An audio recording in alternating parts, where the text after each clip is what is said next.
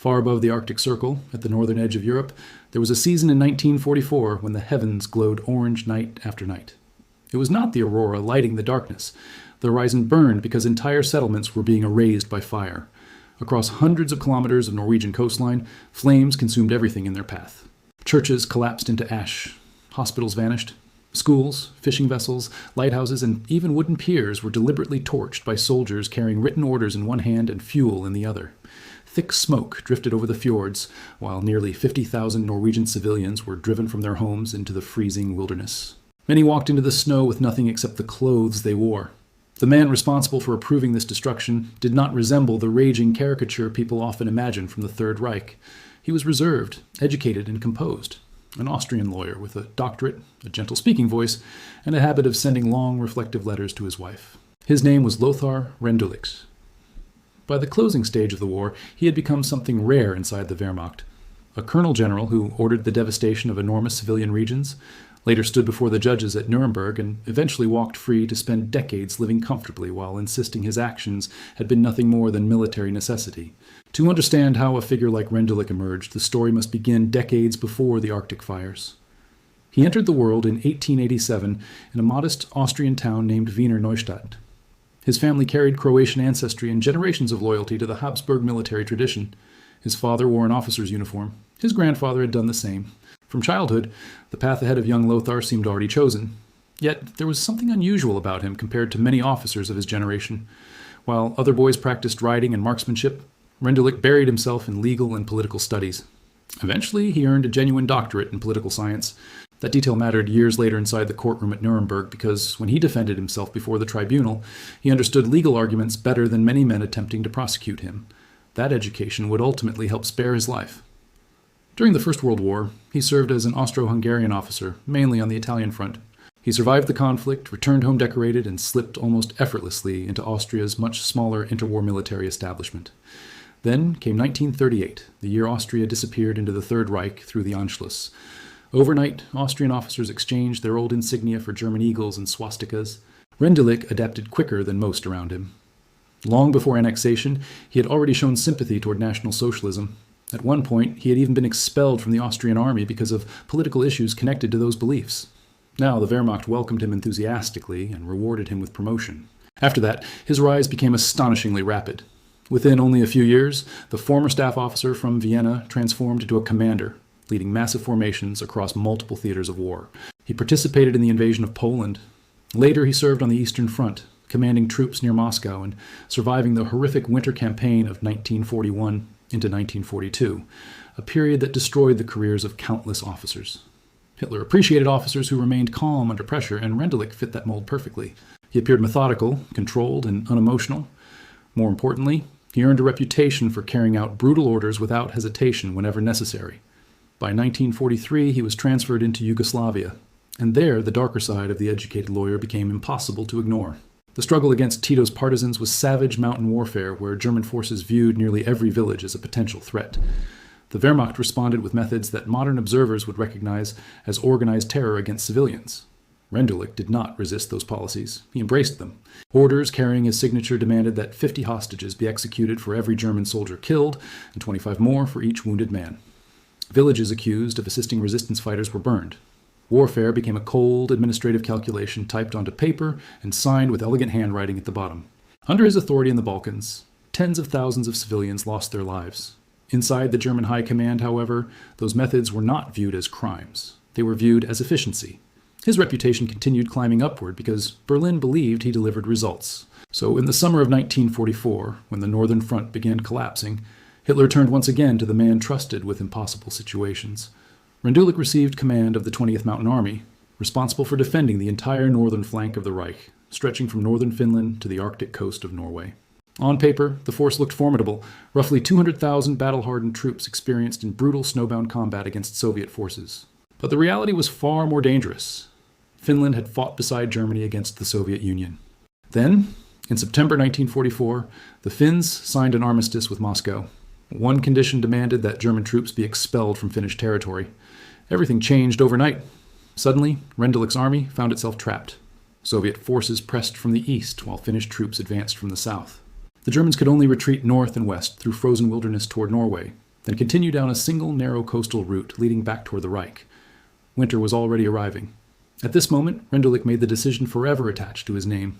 The withdrawal operation became known as Operation Northern Lights. From a purely military perspective, historians still consider it an extraordinary retreat. Moving 200,000 soldiers through Arctic terrain during October and November, while pursued by the Red Army, should have ended in disaster. The Germans had to transport wounded men, artillery, horses, vehicles, ammunition, and fuel across vast frozen distances under relentless pressure. Yet catastrophe never fully arrived. Rendulic succeeded in extracting nearly the entire force intact. In the process, he likely preserved tens of thousands of German lives. Yet that so-called military success carried a cost that fell entirely on people who had never chosen to fight in any war. And that cost was absolute. On October 28, 1944, Rendulic placed his signature on the directive that would permanently mark Norwegian history. The language of the order was restrained, almost administrative in tone, yet its meaning was devastating. Every structure within Finnmark in the northern section of Troms was to be wiped out. Not simply damaged, not left unusable, but fully eliminated. Homes, barns, fishing cabins, docks, bridges, telegraph poles, roads, vessels of every kind. Nothing was to remain intact. The instructions were explicit. Everything was to be burned down or demolished with explosives. At the same time, the entire civilian population was included in the directive. Around 50,000 people, men, women, children, and the elderly, were to be forcibly relocated southward, away from the approaching Soviet forces. The official justification was strategic denial. The advancing Red Army, it was argued, must be deprived of shelter, supplies, transport, and any civilians who could provide intelligence. The vision described was stark, a frozen, empty wasteland stretching without interruption to the horizon. What followed is still remembered in Norway as a generational trauma. German engineering units, occasionally supported by SS formations, moved systematically from settlement to settlement. They carried fuel containers and explosives. Their routine became predictable. Arrive in the morning, allow only a short time for civilians to gather belongings, load them onto trucks or boats heading south, then ignite the homes they left behind. Entire towns that had existed for centuries, built of timber and painted wood, with churches and small harbors, were reduced to skeletal chimneys rising from the snow. Hammerfest, one of the oldest communities in the northern region, was completely erased. Out of the entire town, only a single structure remained, a modest chapel in the cemetery. Other places suffered the same fate. Kirkenes, Vadsø, Vardø, Hønefoss, Vågsøy, dozens upon dozens of fishing villages, many unknown outside the region, disappeared almost overnight.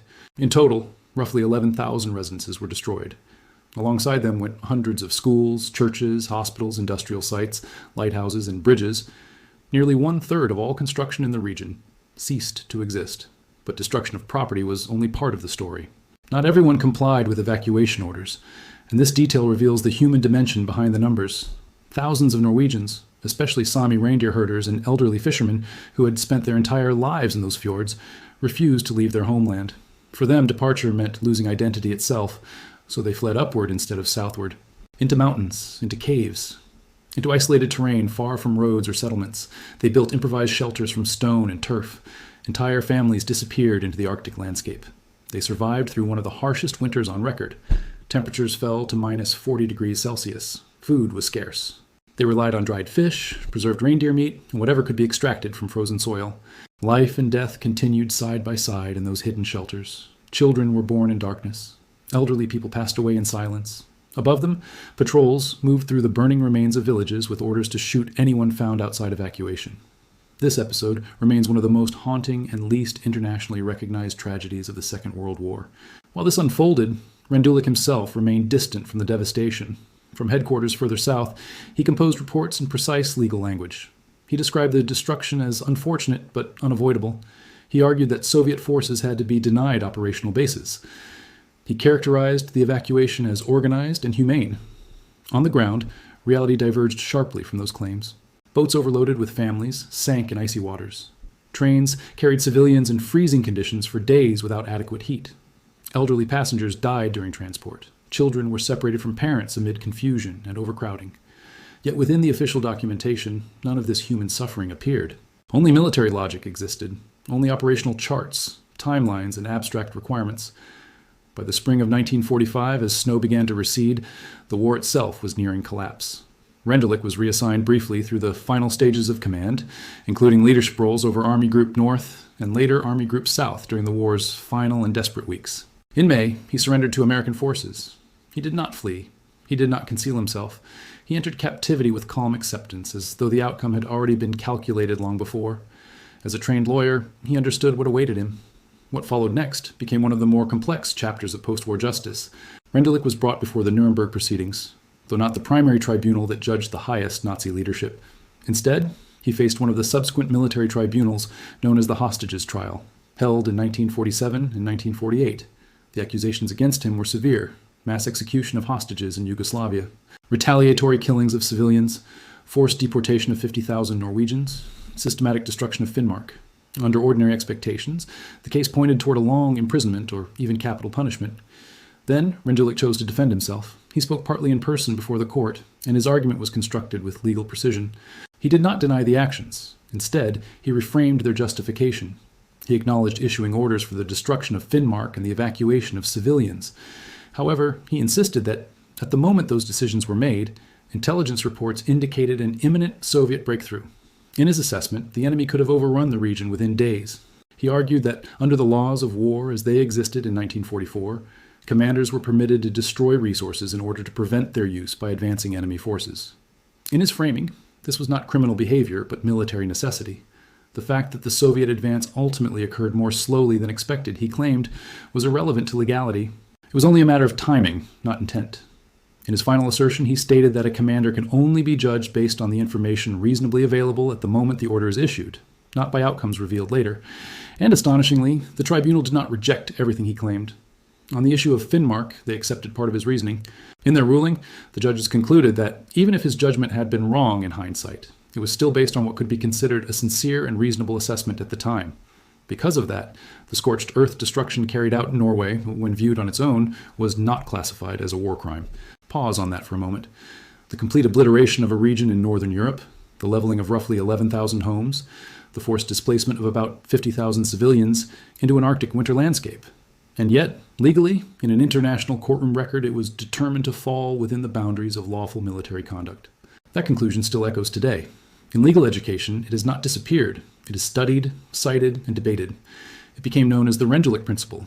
In military law discussions, even in the 21st century, it remains a reference point for how commanders may be judged based on perceived battlefield conditions rather than later outcomes. His name, permanently embedded in legal doctrine, continues to appear in textbooks. Still, he did not escape accountability entirely. The tribunal found the evidence from Yugoslavia impossible to dismiss. The hostage executions carried out under his authority were too thoroughly documented, too directly connected to criminal conduct, even by wartime standards of the era. For those actions, he was convicted. The sentence handed down was 20 years in prison. Consider what that represented. Tens of thousands of deaths across multiple theaters of war. Entire towns erased, civilians frozen, displaced, or killed. And the formal punishment amounted to 2 decades behind bars. Even that sentence did not fully stand. On appeal, his punishment was reduced to 10 years.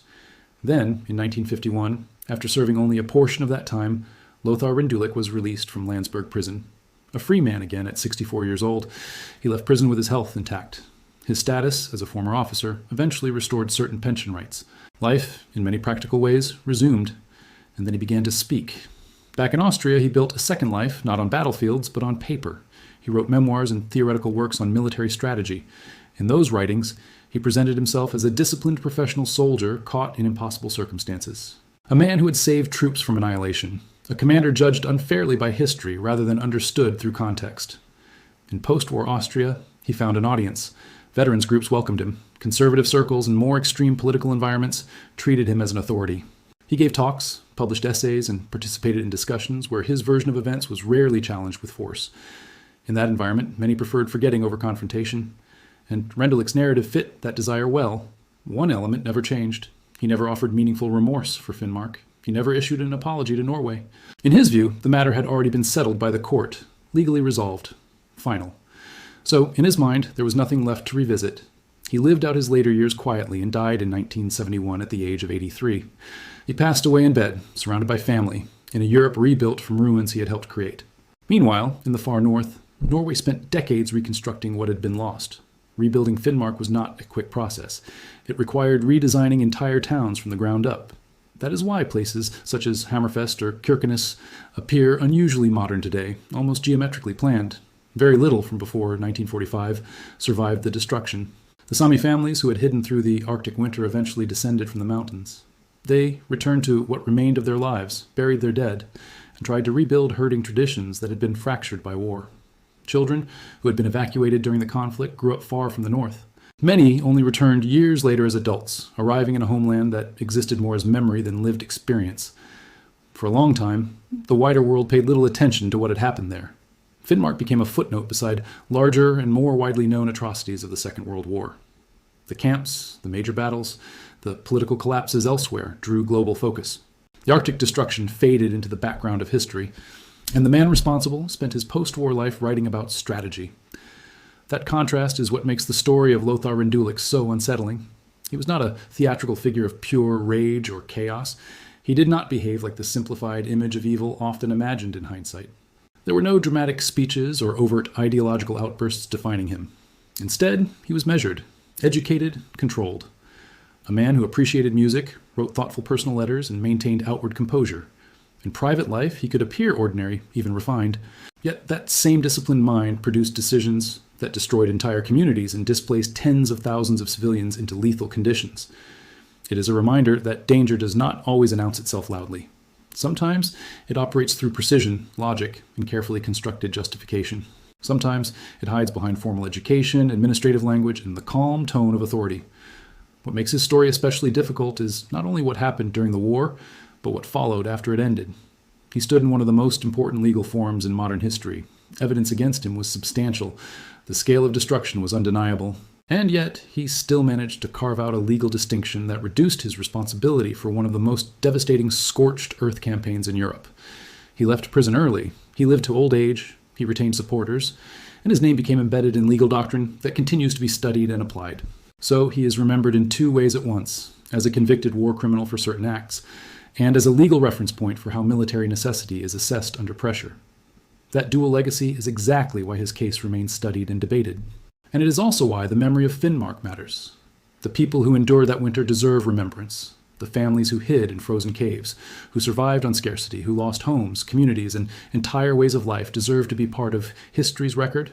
The fishermen who watched their villages disappear into fire deserve to be remembered clearly, not abstractly. And so does the man who signed the orders. Not as a misunderstood professional trapped by circumstance, and not as a simplified monster either, but as a human being with intellect and agency who repeatedly chose actions with catastrophic consequences, and then used that same intellect once more to defend them. That is the uncomfortable lesson his life leaves behind. Accountability can be delayed. Language can be used as defense. Law can be interpreted in ways that soften responsibility. And memory can fade when stories are not told clearly. But none of that changes what happened on the ground in northern Norway. If you reach the end of this story, you now understand why it is still discussed today. Not only as history, but as a warning about how power, intelligence, and justification can intersect. The story of a Finnmark is not just about destruction, it is about what survives after it. And it is about ensuring that what happened there is never reduced to silence again. Stay aware of these histories, and keep questioning the explanations that try to make them easier than they really are. Is this conversation helpful so far? Please leave your thoughts about this content in the comments below. Thanks for watching. See you in the next one.